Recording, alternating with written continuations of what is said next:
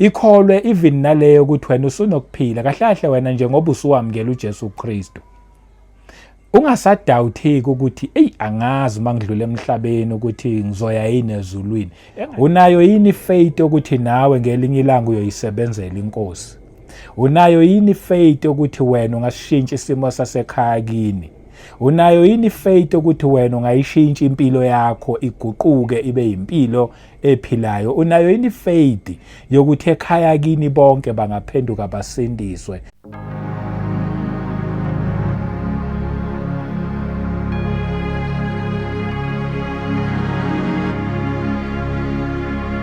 Welcome once again kwiKota2 Media. Igama lami ngumduduzi ngwakashabangu.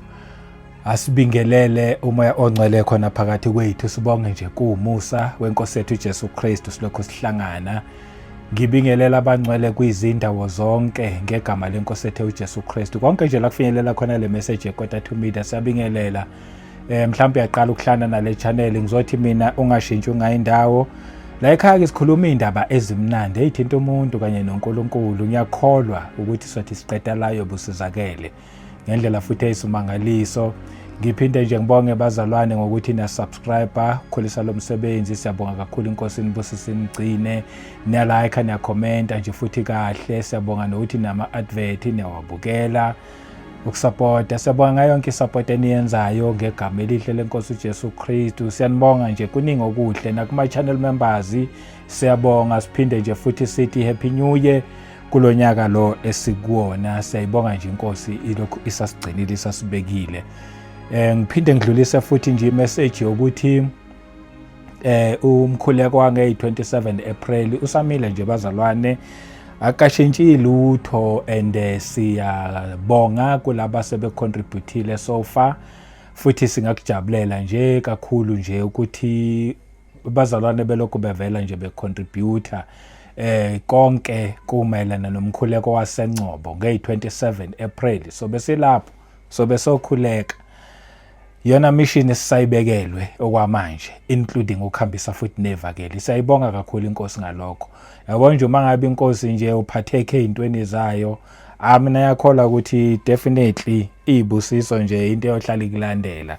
Ngiyabingelela ngiphinde nje futhi ngithi ke ake singeneni kwi-message yanamhlanje. Ngiqhubeka nje kulo message leyo nje ethi esiqale last week ithi according to your faith. Ake siphinde siyibheke. Matthew chapter 9 verse 27.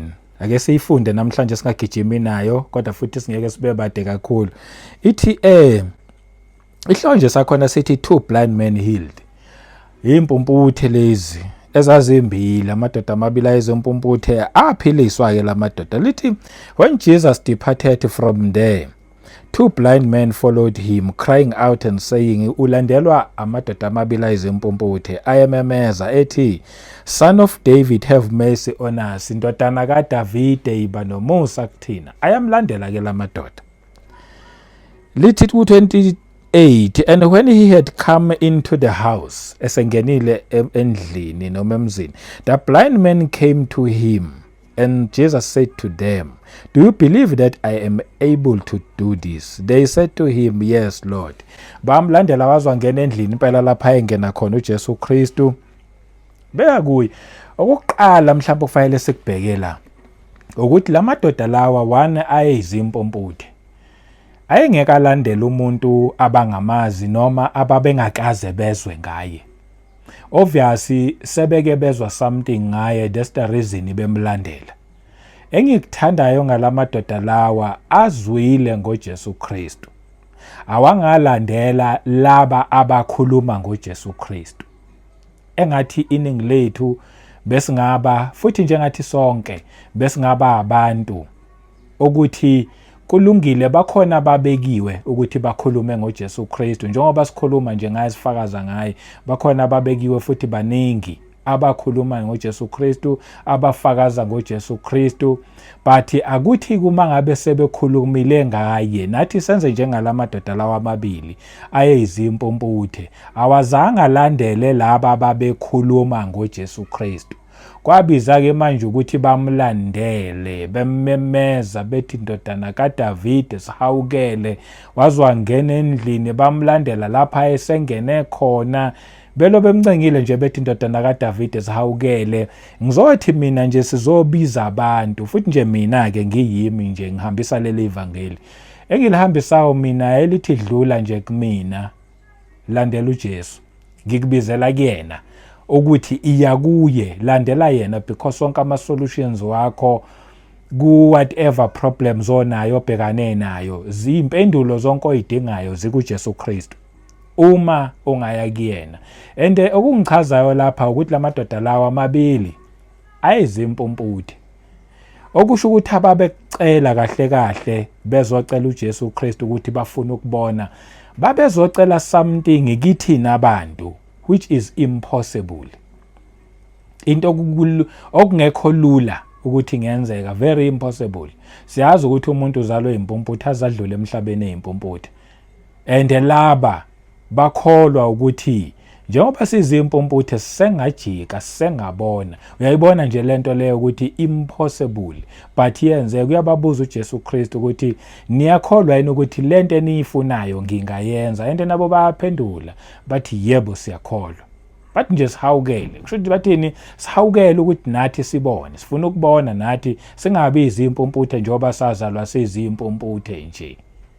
Ngazi ukuthi wena uzalwe ukuyiphi condition, angazi mhlawumbe wena usiyona impumputhe, wena uyabona futhi wena uphelele unamehlo nakho konke nje uyakhona ukuzenzela, but bese kuba khona that one part mhlawumbe ethile ekuhlulayo. Ibiza ke manje ukuthi landela uJesu Kristu, iya kuyena. Noma ngabe kithini emehlweni ethu lempi obhekane nayo is impossible. Yes, kithina it's impossible ngempela. Futhi mhlawumbe ungahamba mhlawumbe ifuna odoctor, and odoctor sebekutshelile ukuthi this one is impossible. Mhlawumbe ifuna abantu abathile sebekutshelile ukuthi le into engeke iziyenzeke. Ngizothi mina dlula kithi, kithina vele ku impossible, dlula ke kithi ya kuJesu Kristu. Yabona mawungafika kuyena kuye akukho ku impossible. Uyababuza nakholwa nithi ngakwenza lokho, bathi yebo siyakholwa. Then lithi maliqhubeka ku verse 29, then he touched their eyes, wabathinta amehlo, saying according to your faith let it be to you. Ubathinta amehlo uthi according to your faith, njengokukholwa kwenu makube njalo kunina. First line nje ka verse 29 uthi then, okay, ku verse 8, first line ka verse 8 uthi and their eyes were opened, amehlo abo avuleka, into yayi impossible yavele yaba possible ngoba bakholwa. Okubizani ke kusho ukuthi kubiza ukuthi uma uza kuJesu Kristu kholwa, kholwa mawuza kuyena nje, just believe, kholwa, have faith, kholwa kuye. Yabona nje uma ngabe futhi sowumamngelile ukuthi uJesu uyinkosi nomsindisi wokuphila kwakho, kholwa ukuthi ngempela uyinkosi. That's number 1. Kholwa ukuthi uwumsindisi, kholwa ukuthi ukuphethe ukuphila. Ikholwe even naleyo ukuthi wena usunokuphila kahle kahle wena nje ngoba usuwamngela uJesu Kristu. Ungasadawutheki ukuthi angazi mangidlule emhlabeni ukuthi ngizoya yini ezulwini, engani wamkele uJesu Kristu elithi izunokuphila. Kholwa ukuthi kuyena futhi kunokuphila, meaning wena usadawuthi, ikholwe le message ebukeka impossible. Sebeshila abanye bethi akekho umuntu ophila emhlabeni ongasindiswa, kodwa lithi izwi ukhona ongasindiswa. Sebeshila abanye bethi akekho umuntu ongazalwe impumputhe abone. Kusho ukuthi kuyena lezi zinto ezibukeka zi-impossible, uma sikholwa kithina ziyenzeka ngoba kuye there is nothing that is impossible. Kuyena konke kuyenzeka. Ake ngilethe nje lobu bufakazi lobu. Ngiyakhumbula ngisasemncane, mina ke ngikhulele kakhulu, ngispende isikhathi sami nje sokukhula kwami ngikhulele ekhaya komama, ngama reasons ke nje ukuthi ubaba ba divorce nomama, and then sakhulele ekhaya komama. Ugogo wasekhaya komama wayemthanda uNkulunkulu lo yagogo, wayemthanda uNkulunkulu ngenhliziyo yakhe yonke. sasingalali singakhulekanga futhi kwakufundizwa icule bese kuyathandazwa each and every day. So ngikhula ngiyazi ukuthi ukhona uNkulunkulu ngoba each and every day before solala kuyathandazwa. And ngaleso sikhathi leso ngisase primary, ngisasemncane nje futhi angazi ukuthi yini eyangenza ukuthi ngikhulume lawa amazwi noma ngenze lo mkhuleko at a very young age. Ngiyakhumbula lento inkosi ngikhumbuze yona nje, yazi sengikulo msebenzi sengwenza ukuthi sengishumayela ngisho kanjalo ukuthi kahle kahle lento ngangivele ngiyikhulumile ngisasemncane. Ngangumuntu kushuthi ngawenza lo mkhuleko sasobhala ama-exam. Primary level I think ngangenza standard 1 which is grade 3 manje or grade 4, between standard 1 and standard 2. Mangabe ngenza lo mkhuleko sobhala ama-exam ngathi mina mangikhuleka ngathi mkhuleko wami nje wawuthi nje Nkosi uma ngabe ngingaphasa esikolweni, uma nje ungenza nje ukuthi ngiphase esikolweni, kuyothi uma ngabe sengikhulile ngikusebenzele.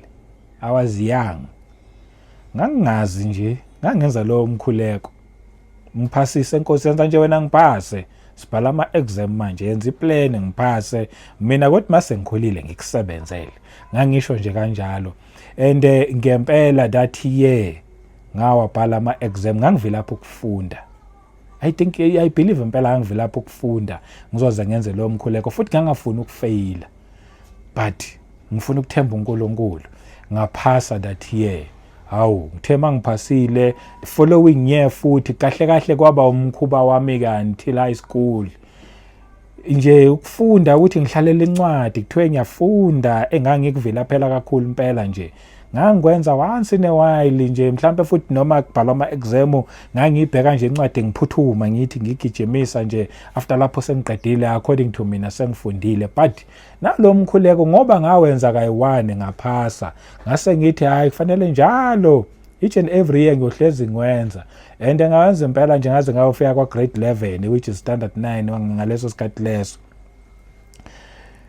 Ngathi mangifika khona ke kwa grade 11 ngoJuly kulawo ma-exam lawo, ngiyakhumbula ukuthi ngafail that time.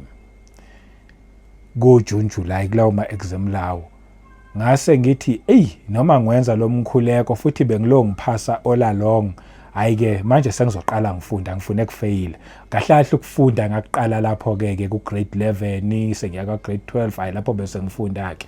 But lo mkhuleko ngilo nginawo ngaze mhlambe ngawuyeka lapho ko grade 11 12, angikhumbuli ngawuyeka nini, kodwa nje ngangina lo mkhuleko othi mase ngikhulile ngizokusebenzela kodwa wena kufanele ungiphasise. Shuthi kungani ngiletha this testimony? Into engangiyikhuluma and engangiyikhuluma according to my faith ngangisesemncane. And lento engangiyikhuluma according to my faith, inkosi yangilidela ekuthenini ke uzothi mawusukhulileke ngizakukulidela kule direction yokuthi uzongisebenzela ngoba sithembiso phela. And ngempela futhi ngangisenzile. So lento ngayikhumbula nami sengingenile futhi sengishumayela nje ukuthi konje ngangenza into efana nale. Okusho ukuthi izinto engazikhuluma kudalo namhlanje ngishuthi angithi nje impilo engiyiphila today iyama result ezinto engayikhuluma kudala. Ngizothi nawe ukubheke ukuthi iziphi izinto owayikhuluma before, mhlambe especially uma ngabe kuukuthi zibambezela impilo yakho, especially uma ngabe uthi impilo yakho awuyiboni ine direction eyaphambili. Kungenzeka kube kunezinto owayikhuluma before and today udla ama-fruit akhona. Ngani? Ngamazwi owakhuluma before. Mhlambe futhi impilo yakho i-right, mhlambe uma ungakubhekisise kahle ingoba kunezinto owayikhuluma before noma kunemithandazo owayenza before, but today udla ama-fruit akhona. Sidla ama-fruit ezinto esazithemba, esaba ne-faith kuzona before. Namhlanje sidla ama-fruit alokho. Omunye ngenzeka kube yena wayekhuluma izinto ezifana nokuthi mina ngithakathiwe, ngiyangize ngibe yilutho, ngiqhamuke ekhaya eliphuwa, ekhaya kithi ayikho into e-right eyaqhamuka ephilayo. Mhlambe futhi bebekutshela kanjalo nawe wazi wayibelieve leyo nto leyo ukuthi awu la ekhaya nje sayihluphekela, akekho umuntu wakwaphumelela la ekhaya. Nawe wayithatha lento, mhlambe wathatha ukuthi nathakatho or nithakathiwe or nikhula phakathi kwabathakathi, wayibelieve leyo nto. And namhlanje udla amafruit ezinto owayikholwa before. Ngizothi-ke mina today, uma singashintsha ukukhuluma kwethu, ke siqale-ke manje sikhuluma ukuphila going forward. Lithi lelizwe uma ngabe ulifunda, uma ngabe ethi uJesu kulaba abayithu ababeyizimpumputhe, makwenzeke according to their faith. Okusobala ukuthi most yethu izinto, if not all of us, most yethu into zethu, maybe all of us, zokwenzeka according to our faith. Unayo yini faith ukuthi nawe ngelinye ilanga uyoyisebenzela inkosi? Unayo yini faith ukuthi wena ungashintsha isimo sasekhaya kini? Unayo yini faith ukuthi wena ungayishintsha impilo yakho iguquke ibe impilo ephilayo? Unayo yini faith yokuthi ekhaya kini bonke bangaphenduka basindiswe?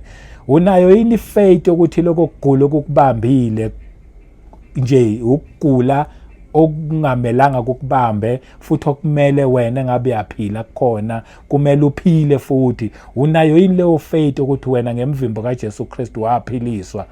Ngoba konke kokwenzeka according to our faith. Ababa ne-faith ukuthi one day bayoba othisha today.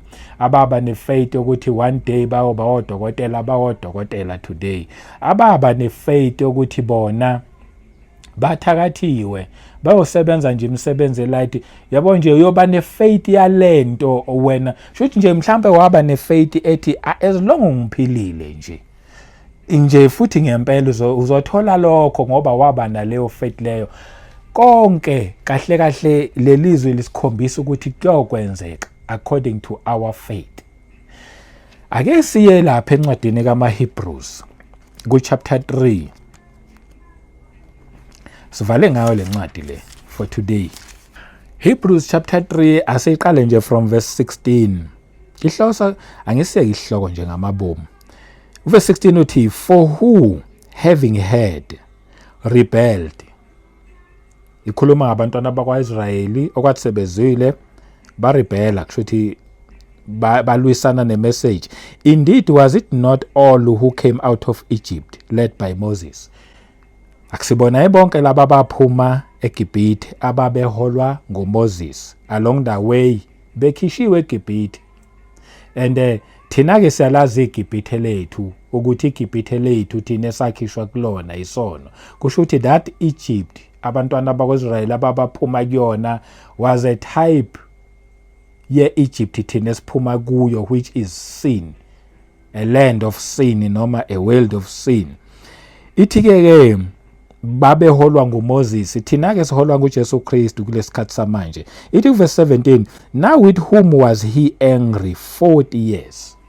The question nje ukuthi ibaphi laba ecasukile ngabo for 40 years? Was it not with those who sinned, whose corpse fell in the wilderness? Bonke labo uNkulunkulu aba angry ngabo for 40 years endleleni between Egypt and Canaan.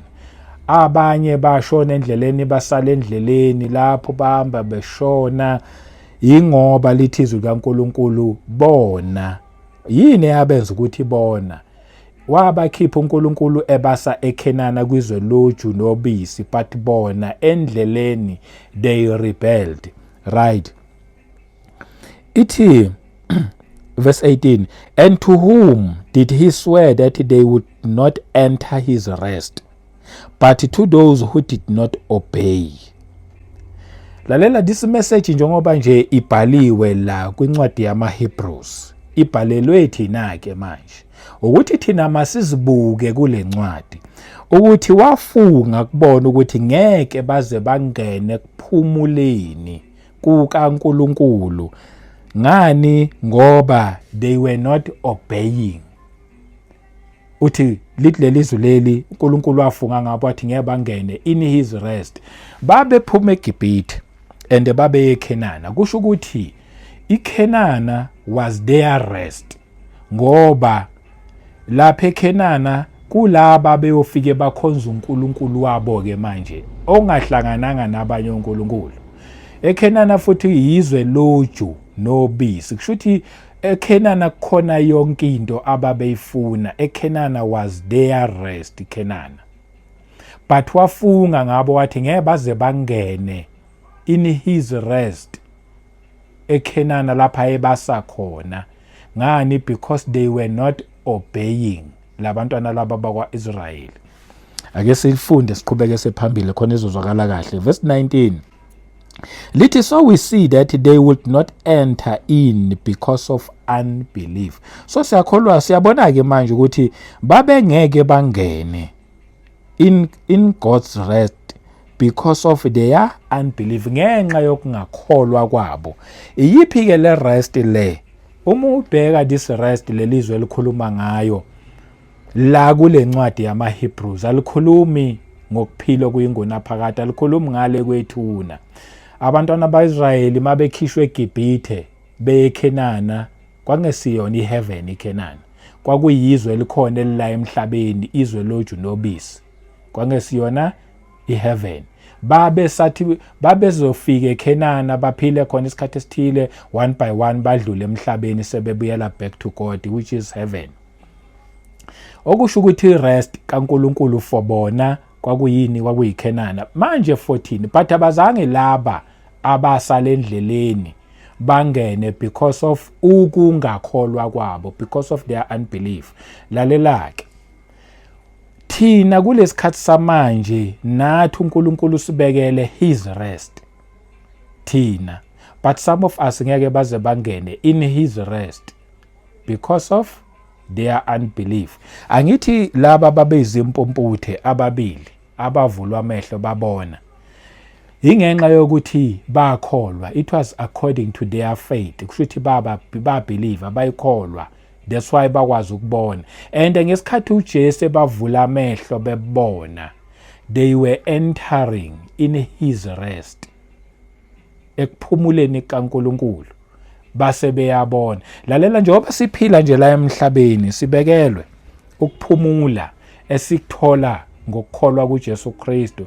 uJesu wasilwela zonke izimpi, wasilwela zona zonke. Kukhona ukuphumula kulaba abayokholwa kuye, but konke lokhu kuphumula kuhambisana nani? According to your faith. Uma ngabo abakhipha ezweni lobugqile basa kwizwe loju nobisi, kusho ukuthi leli izwe loju nobisi kwakuyizwe le-prosperity. Nyazi sihlezi sibablema futhi sibagxeka abafundisi abashumayela i-prosperity. It is because i-prosperity gospel yabo isuke bese somewhere somehow ingabalance, futhi ihambe nobugreedy along the way. But uma ungakubhekisise kahle, vele uNkulunkulu usikhiphe ebugqilini eyinhluphekweni, ukuthi sothi mase sesikuJesu Kristu sifike singene in his rest, bese ke sizithola ukuthi thina singobani. Yabona nje, the minute uyithola ukuthi wena ubani, you are entering in his rest. Ngoba manje out of ukuyithola wena ukuthi ubani, uzobe usuyaqala wenza lokho uNkulunkulu ayekulethele khona emhlabeni. And mawuqala wenza lento uNkulunkulu akulethela yona emhlabeni, you are entering in his rest. Kula ufika uthole khona nawe ipeace, nokuphumula, nokukhululeka, nokwenza ke manje umsebenzi ozobuthanda, umsebenzi ozobungabalelwa ukuthi konje ungene ngobani, ushayise ngobani, lunch uyidlenini, awunandaba nakho konke lokho. Uwenza lo willing because manje you are in his rest, usekuphumuleni kwakhe. Yabona, uma usulapho ke manje awuhlukananga nomuntu elithi uma ngabe lithi zifunani qala umbuso kaNkulunkulu nokulunga kukaNkulunkulu konke koza sekusilandela. Kusho ukuthi wena the minute usengena in his rest usutholile umbuso wakhe nokulunga kwakhe. Lalela ke manje, uma konke kuza sekukulandela, it is because ukule Kenana manje, usezweni loju nobisi, konke nje kuza nje sekukulandela. You are in his rest, and mawusunjalo you are prospering. Ngizothi mina uma sikuJesu Kristu kusikule Nkosi siyikhonza ngeqiniso, akukho esingakuswela, swathola nje konke esikufunayo, but konke lokho esikufunayo kuhambisana according to our faith. Noma ngabe yini othi uyayifuna, lalela, yabona nje ebukhoneni bakhe, in his rest kunomoya ongcwele. Imnandi nje le ndaba, cabanga nje kunomoya ongcwele, umoya ongcwele elithizi uyosigayida kulona lonke iqiniso, uyosifundisa konke. And-ke manje umoya ongcwele nje obe sesigayida kulona lonke iqiniso, esifundisa konke, usuphiwe wena even namandla-ke manje, ngoba phela uma usunomoya ongcwele usunamandla. Amandla adlula lawa amandla, abanye bayawathwalela lawa amandla, but noma sebethwalile abathola amandla afana namandla atholakala ngomoya ongcwele. And uma usunomoya ongcwele, you are in his rest, usekuphumuleni kwakhe. But yonke lento iyokwenzakala kanjani? According to your faith. Because someone might listen to me njengamanje asho athi yena ngiyamuzwa, but lento ayikhulumayo ayangikholwa kahle. Yes, according to your faith nje kohamba ngalolo hlobo lolo. Nami ngikulethela nje okusezwini, that's why ngize ngikulethela even in a testimony yami ya before nje ukuthi nami ngangikhuluma according to my faith, and Inkosi yangiholela ngempela ekuthenini ngigcine nami sengiyisebenzela. Not that I'm proud, mhlawumbe angikhulumi lokho out of a proud, but it's a testimony engithi mangiyishare. Angikho proud futhi ke nje mina ngiphakamisa uJesu yena yedwa ukuthi akubonakale yena, futhi nangaleso sikhathi ngangingazi that much. Sengikuthola manje, sengikhulile, sengifunda nanezwi. Yingakho ngithi ake sibhekeni nezinto esizikhulumayo nezinto esizifisayo, ake sibhekeni nemikhuleko yethu, ngoba konke kohambisana according to our faith. Ifaith yakho ime kuphi? Ikangakanani noNkulunkulu? Uyakholwa yini ukuthi isimo sakho ngempela singashintsha?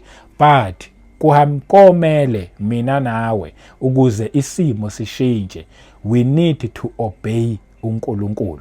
Ilele lapho nje indaba, ngoba nje uma ngabe nje ngilibheka lelizwi leli uverse 19 kaHebrews chapter 3, it is so we see that they could not enter in because of unbelief. So ngena uma sikholwa, but uma ngabe singakholwa nathi ke sizingene. Uma bona bengangenanga ngoba bengakholwanga, babe complain, bekwenye generation leya eyayivele complain nje out of the blue. Hayi lo nkulunkulu lona thina sesikhumbula eGibhithe, manje sesikhumbula anyanisi, sesikhumbula ukhukhamba, manje hayi kunini sihamba manje aswatholi, hayi thina sesifuna inyama manje uNkulunkulu anisimani. Kwakuyi generation eyayicomplaina. And uma ngabe kuukuthi uya that type of a person ophila nje ngokucomplaina nje, wena uhlala ubalisa, kokwenzakala according to your faith. Lalela-ke asiyiqhube kwiviki elilandelayo ngomusa nje weNkosi uJesu Kristu. Uma ethandile sohlangana even na next week siyiqhube nje le ndaba iningi nje ngomusa weNkosi uJesu Kristu. Amen. Inkosi inibusise kwindawo zonke. Amen.